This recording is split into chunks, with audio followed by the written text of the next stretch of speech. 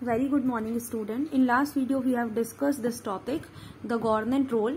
Only one para we have discussed. Now we will discuss from the second para. We have seen that private companies operate for profit in the market. आपने देखा होगा private companies का motive क्या होता है, केवल और केवल प्रॉफिट कमाना. प्राइवेट कंपनी ऑपरेट ही करती केवल अपने प्रॉफिट कमाने के लिए. You read about this in the chapter of story of the shirt. आपने चैप्टर ऑफ स्टोरी ऑफ एक स्टोरी थी, किस स्टोरी का नाम क्या था, स्टोरी ऑफ द शर्ट. आपने क्लास 7th में पढ़ी होगी. In most the public facility there is a no profit to the head. ठीक है, पब्लिक फैसिलिटीज में देखिए, अब एक एग्जाम्पल के थ्रू हम इसमें समझते हैं.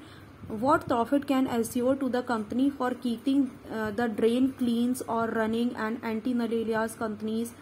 A private company will probably not interested in undertaking such work. है ना. अब प्राइवेट यहाँ पे क्या बोल रहा था कि क्या हो सकता है, आप प्रॉफिट पब्लिक फैसिलिटी से उनको कोई प्रॉफिट तो मिलता नहीं है. अगर मान लीजिए किसी की प्राइवेट कंपनी है तो अगर वो पब्लिक फैसिलिटी प्रोवाइड करती रहेगी तो उसको कोई खास प्रॉफिट तो मिलेगा नहीं.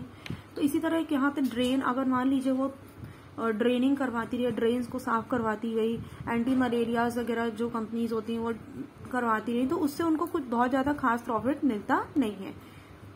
But for other public facility such as, लेकिन और दी अदर फैसिलिटी है जैसे कि स्कूल हो गए, हॉस्पिटल्स हो गई, प्राइवेट कंपनीज ने विल बी इंटरेस्टेड. है ना. इन सब चीजों में प्राइवेट कंपनीज क्या हो जाती हैं, इंटरेस्टेड हो जाती हैं. उन्होंने अगर स्कूल खोल दी तो उनको ढेर सारा पैसे मिलने लगते हैं, हॉस्पिटल्स खोल दी तो भी पैसे मिलने लगते हैं उनको. तो इन सब चीजों में प्राइवेट कंपनी क्या है, थोड़ा बहुत इंटरेस्ट दिखाती है. We have many of these particular in large cities. आपने देखा होगा कि बड़ी बड़ी सिटीज नहीं देखने को मिलती है हमको. Similarly if you are living in a city, आप मान लीजिए कोई सिटी में रह रहे हैं, you will have seen private companies supplying water through the tankers. आपने देखा होगा प्राइवेट कंपनी क्या होती है, वाटर सप्लाई करती है टैंकर्स के through.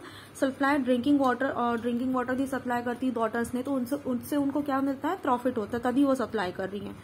In such cases, private company provide the public facility but a price that only some people can afford. वो प्रोवाइड तो करा रही है लेकिन इसका प्राइस कैसे रखती है वो, ताकि रिच पीपल ही अफोर्ड कर पाए. सपोज कीजिए 100 लीटर्स वाटर है, ठीक है.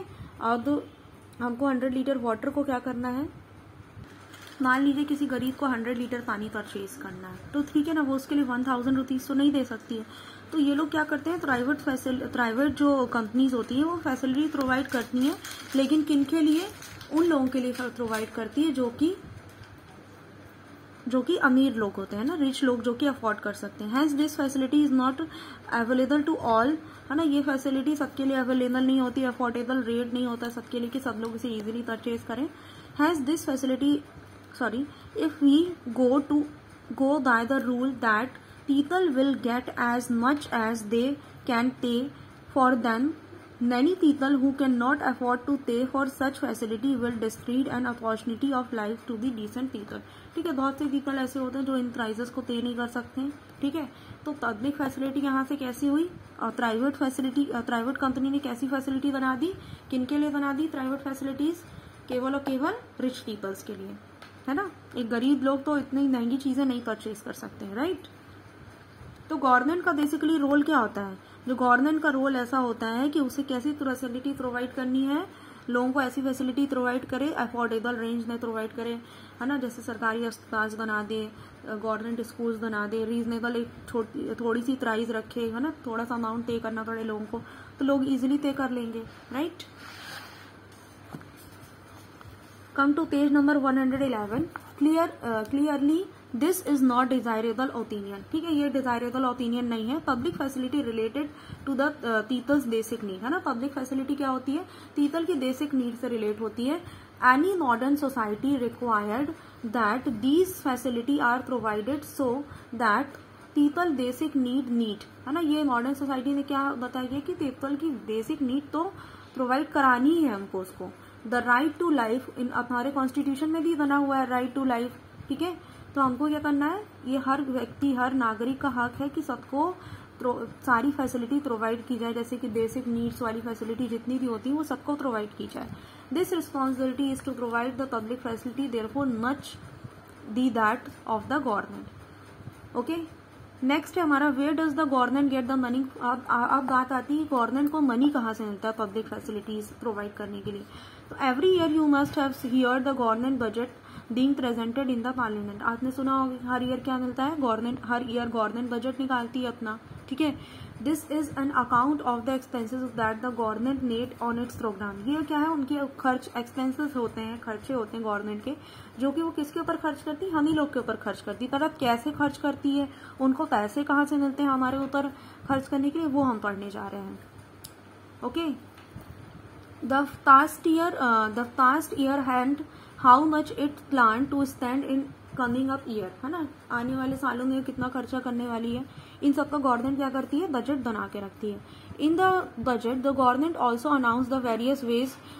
अब गवर्नमेंट क्या करती है, अलग अलग वेज अनाउंस करती है अपने बजट में। When it plan to meet these expenses the main source of revenue for the government is the tax collecting. सबसे ज्यादा उनका मेन सोर्स क्या होता है, रेवेन्यू, यानी पैसे कलेक्ट करने का जो मेन सोर्स होता है वो होता है टैक्स। तो गवर्नमेंट क्या करती है, बहुत सारी चीजों में टैक्स लगा देती है, जैसे कि सब जो वाटर सप्लाई कर रही है उस पर टैक्स लगा दिया, ठीक है। और भी जैसे कैरिंग ओवर डिस्टेंस आपने देखी होगी, एक जगह से दूसरी जगह जाओ तो उसमें भी टैक्स लगता है ना। Down types for the distribution, treating the water impurities, final connecting the treating waste water. तो ऐसे गवर्नमेंट क्या करती है, बेसिकली टैक्स लगा के ही वो हम ही लोगों से उल्टा पैसे क्या करती है, वसूल करती है और फिर हम ही लोगों के ऊपर स्पेंड कर देती है, right. It needs these expenses partly one the various tax, है ना। इससे हम क्या समझते हैं कि गवर्नमेंट ने क्या हुआ, बहुत अलग अलग चीजों पर टैक्स लगा दिया और उसी टैक्स से क्या कर दिया, वही टैक्स कलेक्ट करती है और फिर लोगों के ऊपर खर्च करती है। Okay, see Anu, did you notice that road of Saidapath were so dusty and without street light. Wondered what the people is like at night. अब अनु बोलता है आप तुमने नोटिस किया है साइदापथ की रोड कैसी है, एकदम वहां पे कोई स्ट्रीट लाइट वगैरह भी नहीं है, कैसे लोग आखिर रहते होंगे। Kumar, what better can you go to expect in the slum. तो तुम आखिर कुमार तो बोलता है कि तुम स्लम जैसे यानी झोपड़े वाले एरिया में क्या एक्सपेक्ट कर सकते हो कि वहां पे स्ट्रीट लाइट्स होंगी। Anu, why should slum be like that. Anu बोलती कि स्लम ऐसा क्यों रहे, वहां पे लाइट्स क्यों न रहे, लोगों को पब्लिक फैसिलिटी मिलनी चाहिए। Kumar, I think public facility are for all those who live in the proper houses in colonies. Kumar बोलता है कि पब्लिक फैसिलिटी किसके लिए, उनके लिए जो प्रॉपर हाउस और कॉलोनी में रहते हैं।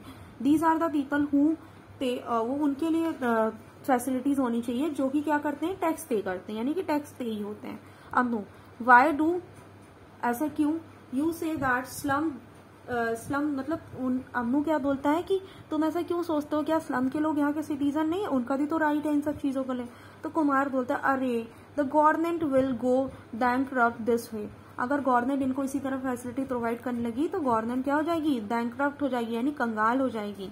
अम्मू, well it has to find a way. Can you imagine what it would be like to live in a slum without proper roads, water and facility?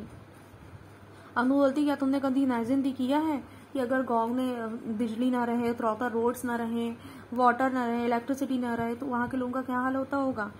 Kumar, अरे अम्नू, our constitution recognize many of the public facility as being a part of right to life. The government must see that these rights are protected so that the everyone can lead a decent life. हमारे constitution में क्या है, public facility के बारे में तो बना दिया गया है, ठीक है, कि पब्लिक फैसिलिटी सबका क्या है, एक राइट टू लाइफ है, राइट टू लाइफ भी होता है, एक एक्ट होता है, पब्लिक फैसिलिटी के अंदर ही आता है ये। तो गवर्नमेंट को ये चीज भी देखनी चाहिए कि सब लोगों को ये चीजें मिल रही हैं, ये हक मिल रहा है या नहीं, ताकि लोग हर कोई क्या हो सके, अपनी डिसेंट लाइफ को अच्छी तरीके से जी सके। Breakup of the tax revenue and central government, ठीक है। तो आप ये देखिए इसमें पर्सनल इनकम टैक्स है, कॉर्पोरेट टैक्स है, कस्टम हो गया, union excise duty, service tax, other, इस तरीके के बहुत सारे टैक्सेस होते हैं जो गवर्नमेंट लगाती है। Buses are the mostly important for the public transport over the short distance. It is the main link of the work place of majority of working people ठीक है, तो यहाँ पे बेसिकली किस चीज़ के बारे में बात की कि पब्लिक फैसिलिटी क्या है, लोगों का हक है, गवर्नमेंट को पब्लिक फैसिलिटी प्रोवाइड करनी चाहिए। ठीक है, बस तो बहुत ज़्यादा इंपॉर्टेंट होती है, जस्ट बिकॉज आपको एक जगह से दूसरी जगह जाना है, शॉर्ट डिस्टेंस है, तो आपके लिए आपको बस की ज़रूरत होती है। ठीक है, बहुत सारे पीपल्स होते हैं, बस प्रोवाइड होती हैं, बस अगर रहेंगी तो लोग आसानी से इधर उधर ट्रांसपोर्ट कर सकेंगे। आप देख सकते हैं ऐसे क्राउड कितना लगा हुआ है यहाँ पे बस के पास, लोग इसको बहुत ज़्यादा यूज़ करते हैं अपनी डेली लाइफ में। आप ये देख सकते हैं मेट्रो है, दिल्ली में क्या होता है, मेट्रो बनी हुई है ना, दिल्ली में मेट्रो बनी हुई है ताकि लोग एक जगह से दूसरी जगह ईजिली जा सकें। ठीक है, तो इस तरीके से गवर्नमेंट स्कीम्स निकालती रहती है, प्लान्स बनाती रहती है, नई नई चीज़ें निकालती जाती है और लोगों की ज़िंदगी आसानी से चलती रहती है। तो गवर्नमेंट को इसका बेसिकली बहुत अच्छे से ध्यान रखना चाहिए कि हर पब्लिक फैसिलिटीज़ प्रोवाइड करनी चाहिए। Thank you students.